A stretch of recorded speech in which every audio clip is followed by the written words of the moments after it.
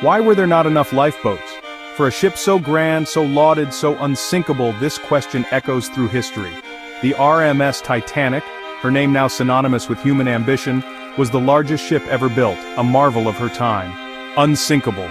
That word clung to her, believed by all, fueling a confidence that sailed with her across the waves. But the sea cares nothing for human pride. On April 10, 1912, Titanic left Southampton for New York, her decks filled with hope, unaware that destiny waited in the icy Atlantic. Imagine her scale, longer than 3 football fields, as tall as an 11-story building, a floating city of luxury and hope. Millionaires like John Jacob Astor and Benjamin Guggenheim mingled with migrants below decks, all chasing dreams. The ship was a marvel of Edwardian engineering, a symbol of a new age. Passengers marveled at her craftsmanship, unaware that nature was preparing its own icy welcome. All aboard, from the wealthiest to the humblest, shared a fate none could foresee. The voyage began smoothly, but soon warnings of icebergs drifted in from nearby ships. Some messages reached the bridge, others were lost amid the flurry of passenger telegrams.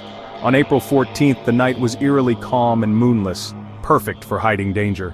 The lookouts without binoculars strained to see through the blackness as Titanic pressed on at full speed. Despite warnings, ambition and confidence kept her racing toward disaster. 11:40 p.m., the North Atlantic, a seemingly endless expanse of dark water. The air is crisp, carrying the scent of salt and the chill of the ice fields nearby. Lookout Frederick Fleet, high in the crow's nest, scans the horizon. His eyes, strained from hours of peering into the darkness, search for any sign of danger. The fate of the Titanic and all those aboard rests in his vigilance. Suddenly, a dark mass, a shape emerges from the inky blackness. It's faint, indistinct, but Fleet's heart leaps into his throat. Iceberg right ahead. The warning cry pierces the night, a desperate plea against the inevitable. The bell clangs urgently, a sound that will forever be etched in the memories of those who hear it. Orders ring out sharp and immediate. The bridge erupts in a flurry of activity as officers scramble to avert disaster.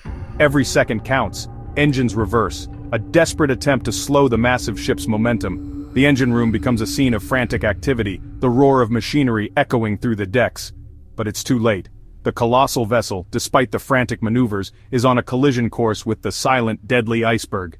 Titanic grazes the iceberg, the impact sending a shudder through the entire ship. It's a glancing blow, but enough to seal the ship's fate.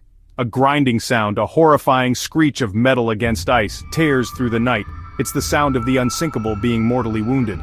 Along her starboard side, the iceberg scrapes, unseen beneath the waterline, ripping holes in the hull. Most passengers barely notice. A slight tremor, a momentary pause in the music, nothing more. They remain blissfully unaware of the impending disaster. The band plays on, their music a soothing balm against the growing unease. They are professionals, committed to their duty, even as the world around them begins to crumble. The illusion of safety lingers, a fragile shield against the cold reality that is about to shatter their world. But below, in the bowels of the ship, the truth is undeniable.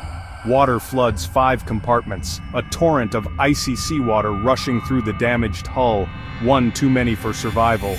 The Titanic was designed to stay afloat with 4 compartments flooded, but 5 is a death sentence. Captain Smith, a veteran of the seas, and designer Thomas Andrews, the man who knew the ship better than anyone, realized the truth. The unthinkable has happened. The Titanic, the pride of the White Star Line, is mortally wounded. Titanic is doomed. The realization dawns with chilling certainty. Lifeboats are uncovered, a frantic race against time begins. Distress rockets fired, streaks of red against the black sky, a desperate signal for help that may never arrive in time. CQD and SOS, the universal cries for help sent into the night, carried on the invisible waves, a plea for salvation. Panic spreads, slowly at first, then with terrifying speed. As the deck tilts, the subtle shift in gravity becomes undeniable. The truth can no longer be ignored. The unsinkable is sinking, a horrifying paradox unfolding before their eyes. Wireless operators, heroes of the hour, send desperate calls for help, clinging to the hope that someone somewhere will hear their plea. Crew and engineers, knowing their fate, work heroically, fighting against the inevitable, trying to buy precious minutes for those above, sacrificing themselves, staying at their posts, ensuring the ship's systems function until the very end. To keep lights burning, a beacon of hope in the encroaching darkness. Some lifeboats lowered into the frigid water are launched half-empty, a tragic consequence of the chaos and the belief that the ship could never sink. Confusion and fear, a toxic mix, ruling the decks, turning order into pandemonium. Women and children first, the order rings out, a desperate attempt to impose order on the chaos. Noble in theory, a testament to chivalry and sacrifice, chaotic in practice, as the instinct for survival overrides all else. The ship's band plays on, their music a final act of defiance against the encroaching darkness. A haunting melody, a requiem for the dying, fills the air. As Titanic slips beneath the waves, the music fades, swallowed by the immensity of the ocean. Screams echo, piercing the night. Across the freezing water, a chorus of despair. The mighty ship is gone, vanished beneath the waves, swallowed by the Atlantic, leaving behind only silence and the chilling memory of a tragedy that would forever be etched in history. In the face of impending doom, certain individuals rose to the occasion, displaying extraordinary bravery.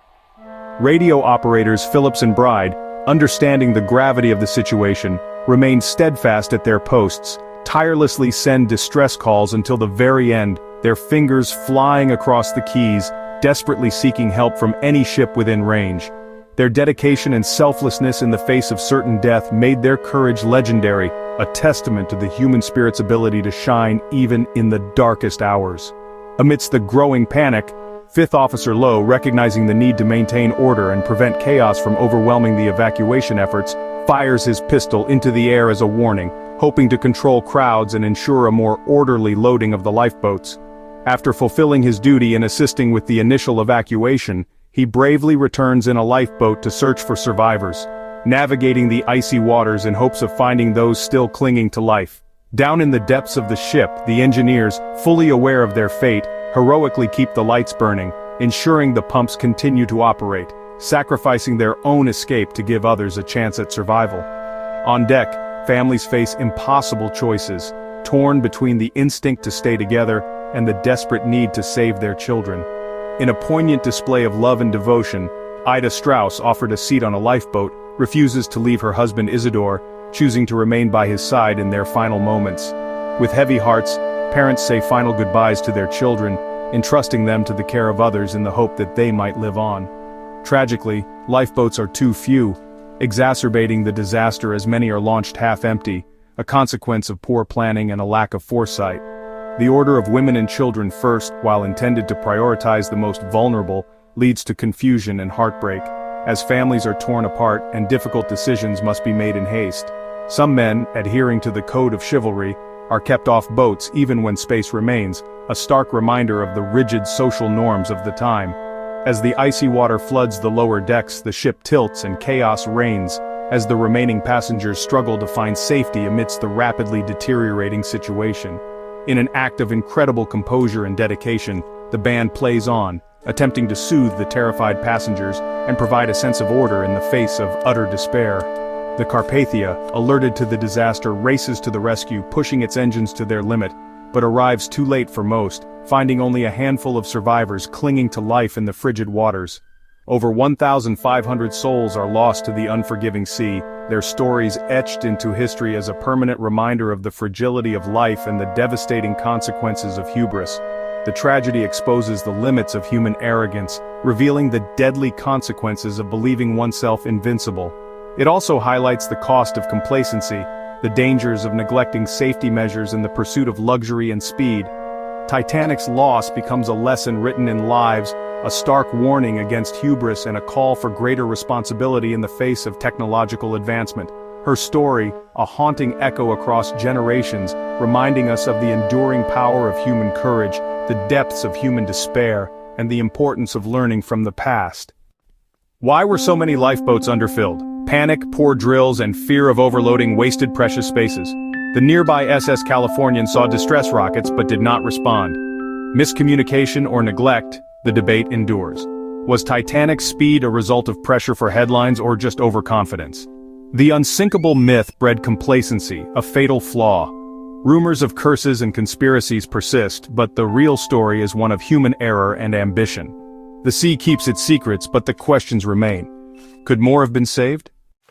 Over 1,500 souls were tragically lost on that fateful night. a chilling testament to the power of the sea and the fragility of human endeavor. Consigned to the Atlantic's icy depths, a watery grave where secrets lie buried, and the echoes of that night still resonate. The ocean holds its secrets close, yet their memory endures as a warning, a stark reminder of the potential consequences of human fallibility and the importance of vigilance.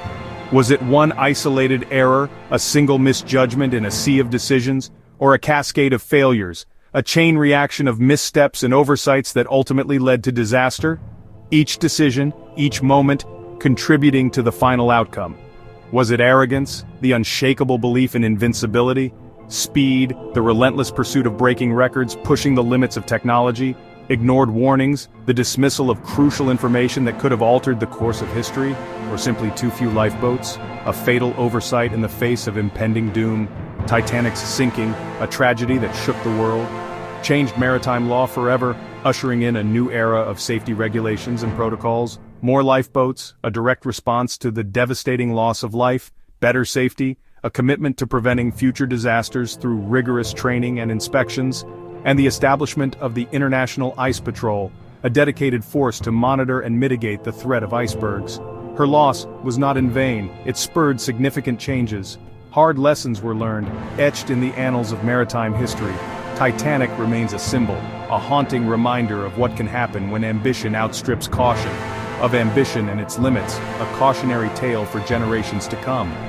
The ultimate question lingers: what truly caused this tragedy? Was it hubris, the excessive pride that blinds us to danger? Negligence, a disregard for safety protocols and procedures, or something more mysterious, a confluence of unforeseen circumstances? What do you believe sealed her fate? What factors contributed to this devastating event? Share your thoughts, your theories, and your perspectives. Let us remember the lost, those who perished in the icy waters, and keep searching for understanding, striving to learn from the past and prevent such tragedies from ever happening again.